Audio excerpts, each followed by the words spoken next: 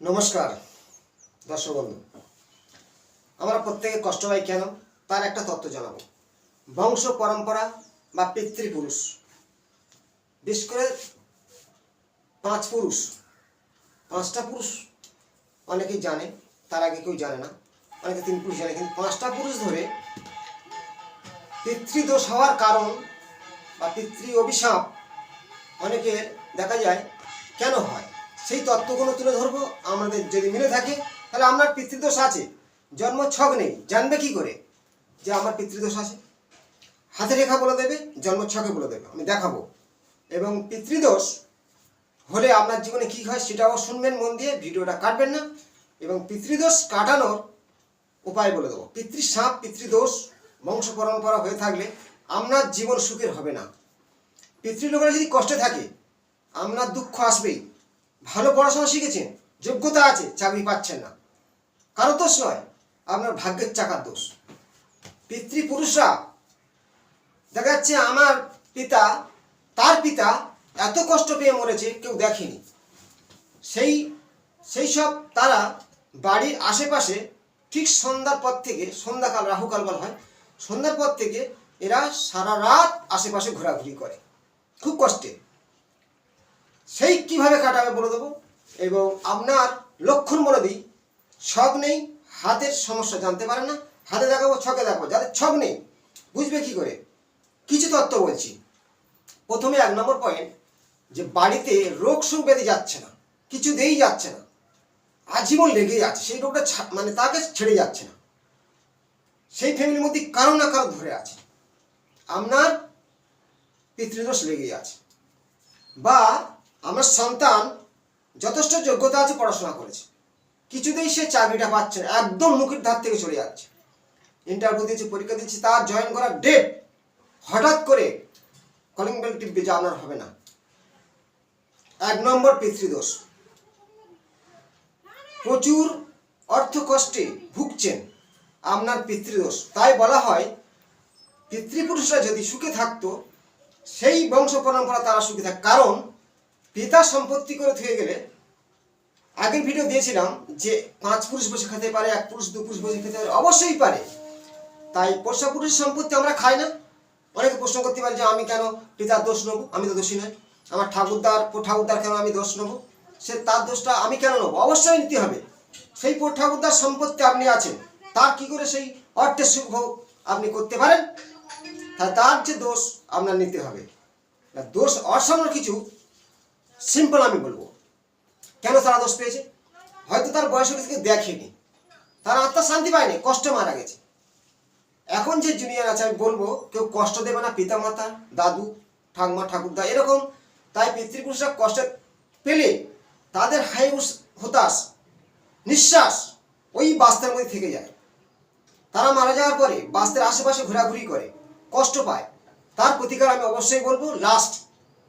কিন্তু দোষগুলো বলছি যে, যেমন বললাম, চাকরি হলো না, রোগ ব্যাধি যাচ্ছে না, অসহায়, অর্থ নেই, খুব কষ্টের জীবন, তার জন্য বলা হয় পিতৃদোষ। আপনার লেগেছে অবশ্যই। যেমন আমি এর আগে ভিডিও দিয়েছিলাম, দশরথ পুত্র রামচন্দ্র ভগবান হয়ে তার কি কোনো দোষ আছে? কিন্তু পৃথিবীর বুকে সেই দোষ সে নিতে হয়েছে। দশরথের অপরাধের যে দোষ রামচন্দ্রের ঘাড়ে পড়েছিল, তাই বনবাসী হয়েছে, সিধা সৈন্য ছাড়া হয়ে জীবনটা কষ্টে কেটেছে, রাজা হয়েও সুখ পায়নি। আবার তার অকাল মৃত্যু বলা হয়। হ্যাঁ, ভগবানের অকাল মৃত্যু। তার বয়স থাকতেও জলে ডুবে, রামায়ণে লেখা আছে জলে দেহত্যাগ, মানে কি জলে ডুবে মারা হতো। তাই আমাদের মধ্যে যে ভয়ঙ্কর কষ্ট মৃত্যু হয় বা আমরা শান্তিতে নেই, পিতৃদোষের কারণ। একটা ফ্যামিলি 3-4টে মেয়ে, বিয়ে হচ্ছে না, ছেলে আছে 3-4 জন, ভাই ভাই, বয়স 40-45, বিয়ে হয়নি, ভালো র্যাঙ্কের মানে পয়সা না আছে, কিন্তু সেটাও পিতৃদোষ। তাই পিতৃদোষের লক্ষণ হলো আমাদের কষ্ট ভোগ করা, বাড়িতে কেউ শান্তি নেই, যোগ্যতা থেকে চাকরি পাচ্ছে না, বিয়ে হচ্ছে না, মানে এক কথায় বাড়িতে সুখ শান্তি নেই। এটা হলো পিতৃদোষ বসেছে আপনার।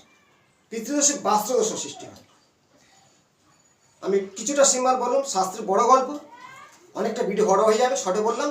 দোষটা কাটানোর উপায় বলে দেবো, লাস্ট ভিডিও দেখুন আপনার কীভাবে পিতৃদোষ হয় ছকের মধ্যে।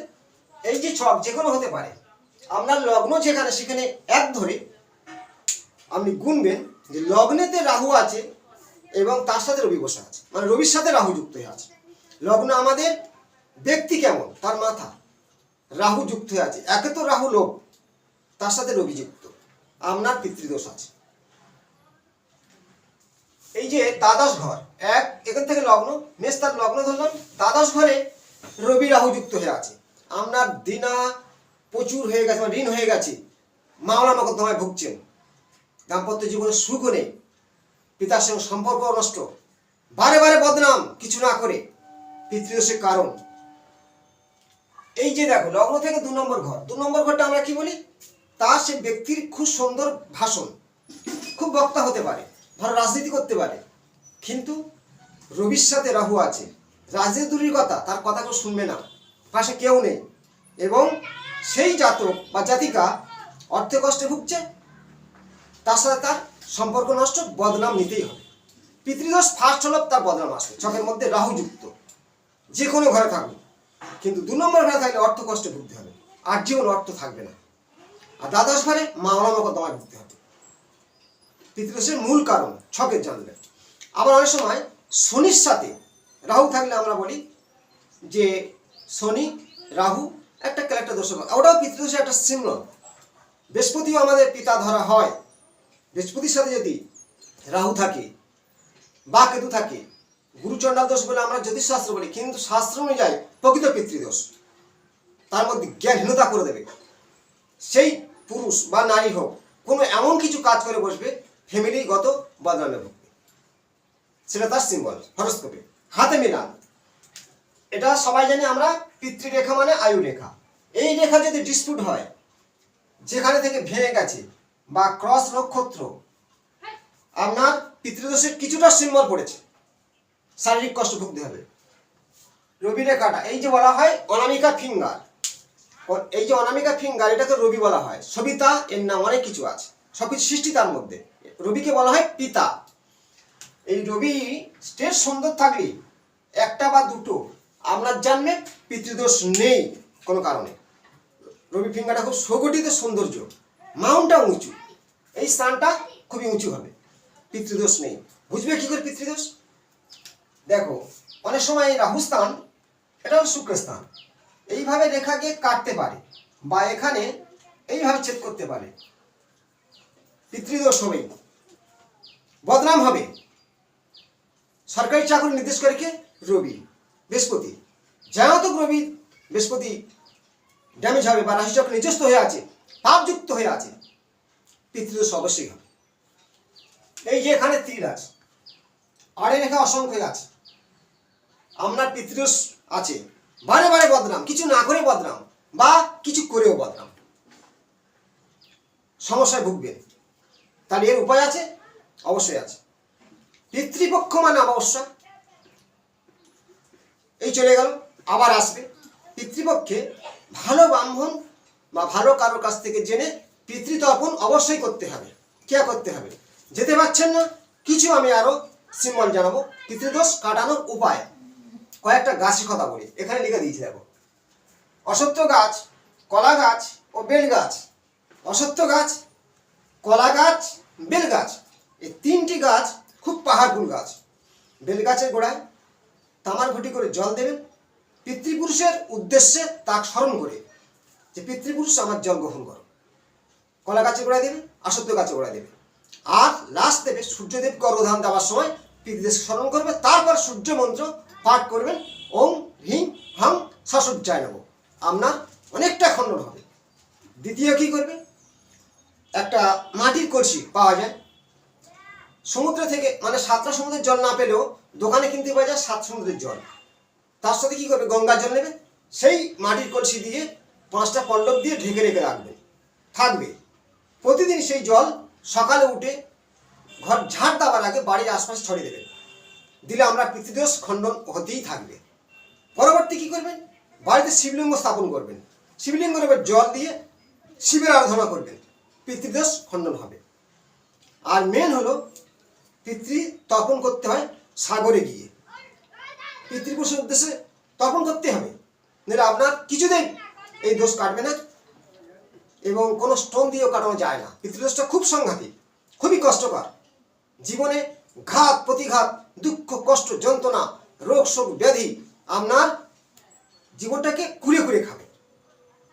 আপনার কিছু হচ্ছে না তো সন্তানদের হবে। বংশ পরম্পরা পিতৃদোষ, এই যে দোষগুলো আমাদের জীবনে খুবই ক্ষতিকারক।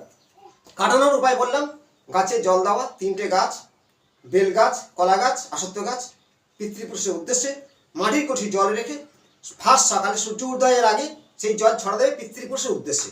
তারা কি করে বাড়ির আশপাশে থাকে, তাদেরকে জল পড়ে তারা শান্তি পাবে, আপনারও শান্তি পাবে। পিতৃদোষ কাটানোর উপায় আমি বললাম, শিবলিঙ্গ স্থাপন করে তাতে আতপ চাল দেবেন, শিবের মন্ত্র জপ করবেন, আপনার পিতৃদোষ আস্তে আস্তে ধীরে ধীরে খণ্ডন হবে। পিতৃদোষের মূল কারণ হলো বদনাম, জীবনে মানহানি এবং কিছু অর্থ আছে সেই অর্থ ভোগ করতে পারবে না, জীবন অসহায় হয়ে যাবে, যোগ্যতা অর্জন করে চাকরি পাবে না। মূল কারণ হলো রবি রাহু যুক্ত, বৃহস্পতি যুক্ত এবং লগ্নে দ্বিতীয় ও দ্বাদশে থাকলে শিওর হবে। এমনিতে রবি রাহু যুক্ত থাকলে আমার জীবনে একবার বদনাম আসবেই। নিজের হাতে রবি রেখা নেই, জীবন অন্ধকার, রবি রেখা কাটা, মানহানি। তেমনি জীবনে মান সম্মান চলে গেল, জীবনে কোনো দাম নেই, শরীর অসুস্থ, পিতৃদোষের কারণ। এই যে সিম্বলগুলো জানাচ্ছি, নিজেরা প্রত্যেকটা শেয়ার করবেন এবং লাইক করবেন। ভালো লাগলে আমার কমেন্টে জানান। যদি কেউ হাত দেখাতে চান, কুষ্টি করতে চান, এটা আমার পেশা, আমার ভিজিট বেশি নয়, সামান্য 500 টাকা দিলে আমি সেটাকে বলে দেবো, আরও কিছু উপায় জানাবো। ভালো থাকুন, নমস্কার।